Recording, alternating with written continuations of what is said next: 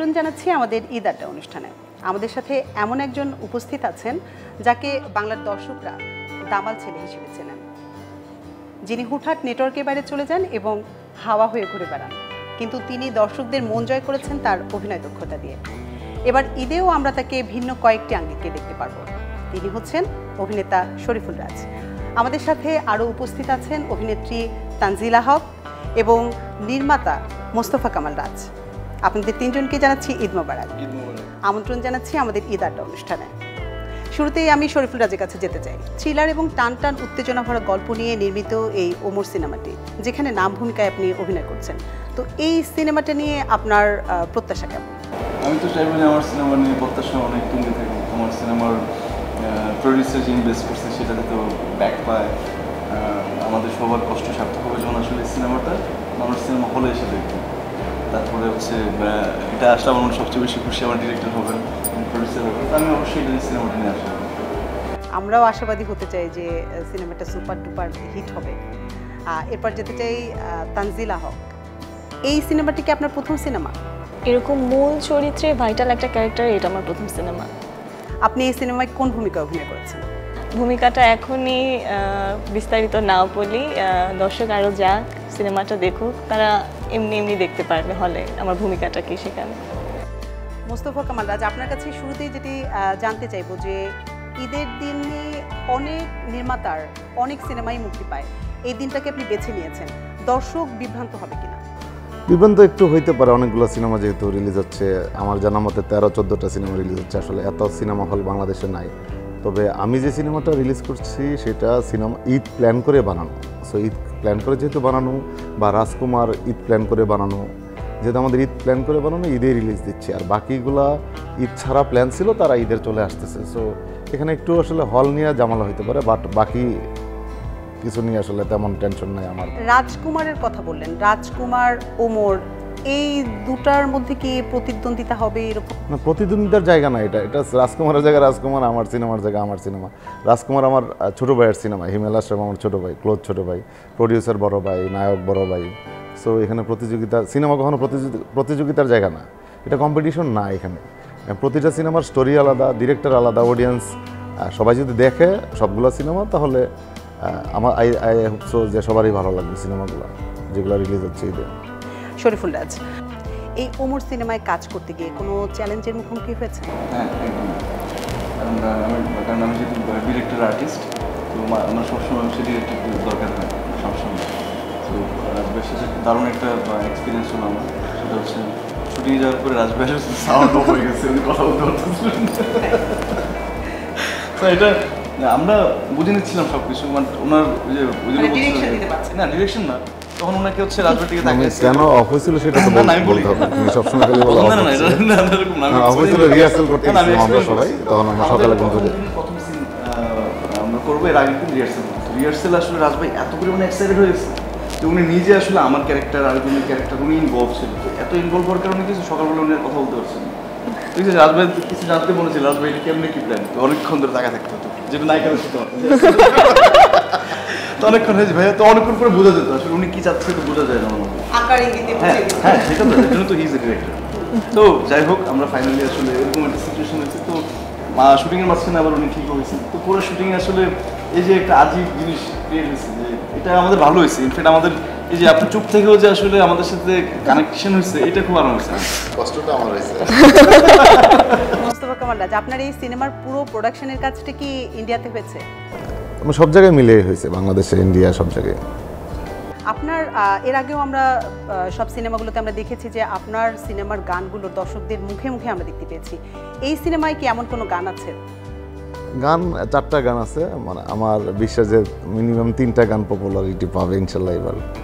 I hope so. যারা যারা teaser teller দেখছে এখন পর্যন্ত ফিডব্যাক পাচ্ছি গানগুলোর, যতটুকু ইউজ করছে। আজকে আমি একটু ইন্টারভিউ গান নিয়ে যদি কথা বলতে হয়, আমার সবচেয়ে পছন্দের একজন আর্টিস্ট, যে আসলে আমার মনে হয় যে একটা ইয়াং ক্রাউড বা আমরা যখন আসলে বড় হয়ে উঠি, যার গান শুনে পছন্দ হতো, একটা ইয়াং ক্রাউড আরিফিন রুমি। আরিফিন রুমি অনেক বছর পরে বাংলা সিনেমায় প্লেব্যাক করছেন, এবং সেটা হচ্ছে আমাদের সিনেমাতে। তো আমিও আসলে আমারও তার পছন্দ। সব কিছু মিলে আসলে আমি হ্যাপি যে রুমি ভাই আসলে অনেকদিন পরে আসলে একটু খুব দারুণ গান গেয়েছে, এবং সেটা হচ্ছে ওমরের সাথে।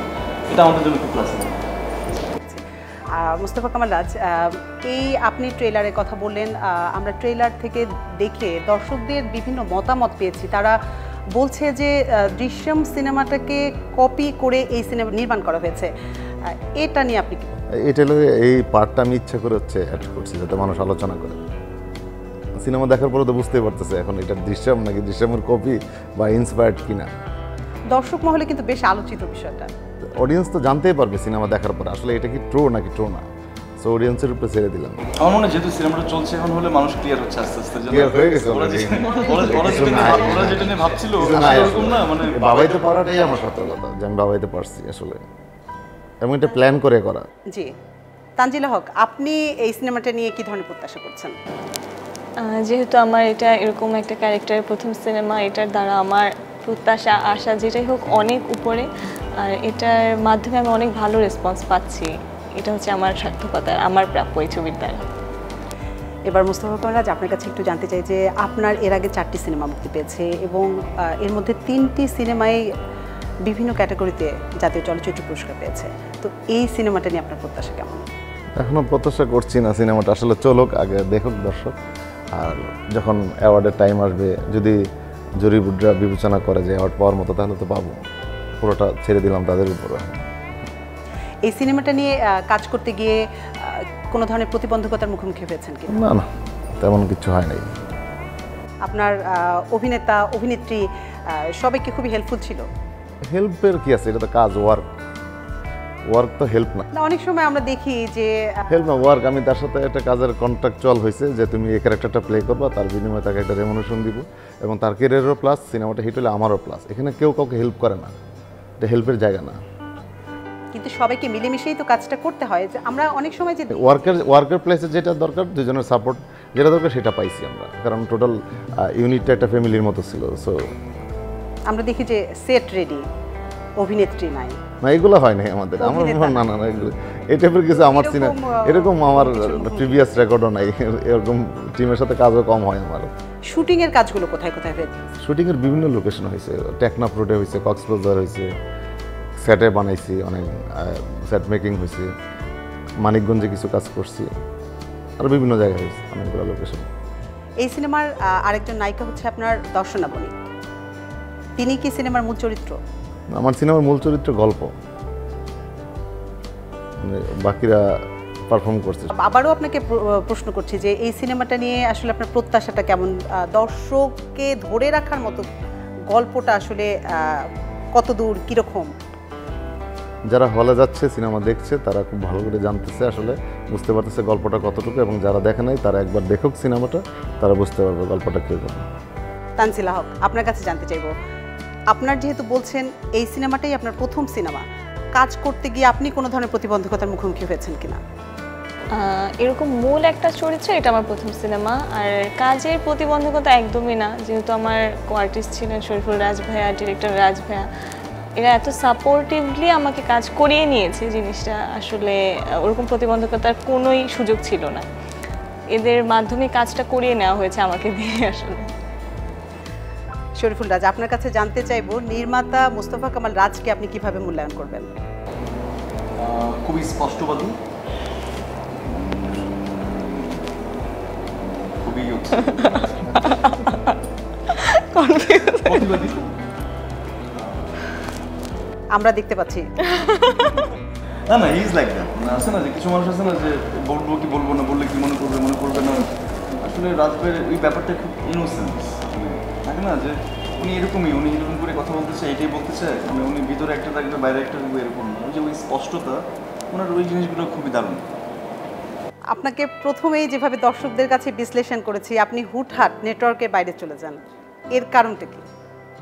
নেটওয়ার্কের মধ্যে থাকলে অনেক হ্যাসেল, অনেক টক্সিক জিনিস আপনাকে খুঁজে পাওয়া যায় না। মাঝে মধ্যে আমি নিজে আসলে নেটওয়ার্কের বাইরে থাকতে পছন্দ করি, কারণ আমার কাজ ছাড়া, জিমে যাওয়া ছাড়া, গান শোনা ছাড়া বাকি কাজে আসলে আমি কম ইনভলভ করেছি না। যে এখন যেহেতু আমি টক্সিক জিনিস পছন্দ করি না, ক্যাওয়াস পছন্দ করি না, ওই জায়গা থেকে খুব আমি আমার জোনে থাকতে পছন্দ করি, আর আমি খুব আমার অ্যালোন লাইফটা এনজয় করি। আমার অ্যালোন থাকতে আমার খুব ভালো লাগে। আপনি তানজিলা হককে কিভাবে বিশ্লেষণ করবেন? আমরা একটা সিনেমা করে এসেছি, বাট আমি গল্পের খাতিরে আমরা বলছি না, যারা যেহেতু সিনেমাটা হলে চলছে এখন। She is a brilliant performer. আমার মনে হয় যে ওর আসলে ভবিষ্যতে যদি এখানে আসলে কাজ করে বা কাজে থাকে, আমার মনে হয় ওর ভবিষ্যৎ। তানজিলা হক, এটা তো আপনি বলছিলেন যে এটি আপনার প্রথম সিনেমা, তো কাজ করার ক্ষেত্রে কি ধরনের অভিজ্ঞতার মুখোমুখি হয়েছেন? আমার ক্ষেত্রে ওমরের অভিজ্ঞতাটা অনেক আলাদা, যেহেতু হচ্ছে এই রাজ ভাইয়ের সাথে আমার প্রথম কাজ, এই রাজ ভাইয়ের সাথে আমার প্রথম কাজ। তো তারা আমাকে যে পরিমাণ সাপোর্ট করেছে, আর বিশেষ করে রাজ ভাই আমার উপর যে বিশ্বাসটা রেখেছে, হয় না যে আমরা কাউকে দিয়ে কাজটা করে নিব, তার উপর কতটুকু বিশ্বাস আছে, সে কতটুকু পারবে, তার আমার উপর কনফিডেন্ট দেখে আমার কনফিডেন্স বেড়ে গেছে যে আমি কতটুকু পারবো কি পারবো না। তো এটা আমি এর জন্য রাজ ভাইয়ের কাছে চিরকৃতজ্ঞ থাকবো যে ভাই আমাকে এরকম একটা কাজের সুযোগ করে দিয়েছে। আর অভিজ্ঞতাটা অনেক আলাদা, আসলে এটা আমি বুঝিয়ে বলতে পারবো না যে ওমর আমার কাছে থাকে না, কিছু কাজ করে আমার শান্তি পাওয়া যায়, ওমর আমার কাছে শান্তির একটা জায়গা। তো কাজ করতে গিয়ে এমন কোনো স্পেশাল মোমেন্ট আছে যেটা আপনার মনে থাকবে সব সময়? স্পেশাল মোমেন্ট, এটা একটু স্পেশাল না, বাট একটু দুঃখের মোমেন্ট যে ওমরের সবাই একজন করে অসুস্থ হয়ে যাচ্ছিল। একজন শুটে সবাই, এই রাজভাই অসুস্থ হয়েছিল, এবার ভয়েস কাজ করছিল না। আমাদের তানভীর ভাই ছিলেন, তানভীর ভাই খুব অসুস্থ হয়ে পড়েছিল, একজন করে সবাই অসুস্থ হচ্ছিল। এটা হচ্ছে মনে থাকবে সবসময় যে ওমর করতে যে আমরা অনেক কষ্ট করেছি, অসুস্থতার জায়গা থেকেও যে যার সর্বোচ্চ দিয়ে চেষ্টা করে। কষ্টের পরেও একটা ভালো ফলাফল আমরা আশা করছি, ভালো কিছু একটা হবে, দর্শক নন্দিত হবে, আমরা সেটাই আশা করি ইনশাআল্লাহ। আপনি অভিনেতা শরীফুল রাজকে কিভাবে মূল্যায়ন করবেন? অনেক এনার্জেটিক, অনেক, আমি এখন এত সিনিয়র একজন মানুষকে আমি কিভাবে তার অ্যাক্টিংয়ের বেসে আমি জাজ করতে পারবো না, সরি, বাট ভাইয়া অ্যাজ এ কোয়ার্টিস্ট অনেক সাপোর্টিভ একজন মানুষ, এটা সবচেয়ে বড় একটা বিষয়। ভাইয়া যদি আমাকে এই সাপোর্টটা না দিত, হয়তো আমার কাজ করাটা একটু কষ্ট হয়ে যেত, বা আমার প্রপারলি আমি কাজটা করতে পারতাম না। তো এর জন্য ভাইয়া থ্যাংক ইউ। মোস্তফা কামাল রাজ, তানজিলা হক বলছিলেন যে আপনি অনেক ভাইটাল একটা রোল তাকে দিয়েছেন, অনেক ইম্পর্টেন্ট একটা চরিত্রে সে অভিনয় করছে, তো আসলে কোন জায়গা থেকে তার উপরে আপনি এই ধরনের ভরসাটা করে এত ইম্পর্টেন্ট একটা চরিত্রে তাকে আপনি অভিনয় করালেন? আমরা এই ক্যারেক্টারের জন্য অনেকগুলো মেয়ের সাথে কথা বলছি এবং অনেকগুলো মেয়ের অডিশনে নেওয়া হয়েছিল। তারপর আমার এক পরিচিত ভাই আছে মেজবা নাম, তাকে একদিন বললাম যে আমার একটা এরকম একটা ক্যারেক্টার, সুইট মেয়ে দরকার, মানে দেখলে যদি মায়াটা থাকে, মানে একটা। তো উনি আমাকে একটা ছবি পাঠালো, ওকে আমি আগে থেকে চিনতাম, ছবি পাঠানোর আমি তো ওকে চিনি। ও তারপরের দিন ও আসলো, ওর কোনো অডিশন নেই আমরা দেখে আমরা ভাবছি যে ওর জন্য এই ক্যারেক্টারটা পারফেক্ট। আমার কাছে মনে হচ্ছিলো যে আমি যে ক্যারেক্টারটা খুঁজতেছিলাম এটা সে, এইভাবে হয়ে গেল। আপনার সিনেমার আরেক নায়িকা দর্শনা বণিক, তিনি আমাদের মাঝে উপস্থিত নেই, তাকে যদি আপনি একটু বিশ্লেষণ করতেন। তাকে তো অল্প দিন কাজ করছি, বিশ্লেষণ করা টাফ, অনেকদিন লং টাইম কাজ করলে আপনি তো বলতে পারবেন, আপনি বলতে পারবেন না। না, মানে তারা খুব ডেডিকেটেড, কাজের ক্ষেত্রে নিশ্চয়ই কাজের ক্ষেত্রে ডেডিকেটেড, ওরা টাইম মেনটেন করে কাজটাই করে, কাজটা করতে আসছে, কাজটা করে চলে গেছে, এই জায়গা থেকে ওরা অনেস্ট অনেক। রাজ ভাই, আপনার কাছে জানতে চাই যে আপনার ঈদের দিন কেমন কাটলো এবং ঈদকে ঘিরে আপনার পরিকল্পনা কেমন? আজকে তো ঈদের দ্বিতীয় দিন চলছে, পরিবারের সাথে বাইরে ঘুরতে গিয়েছেন কিনা?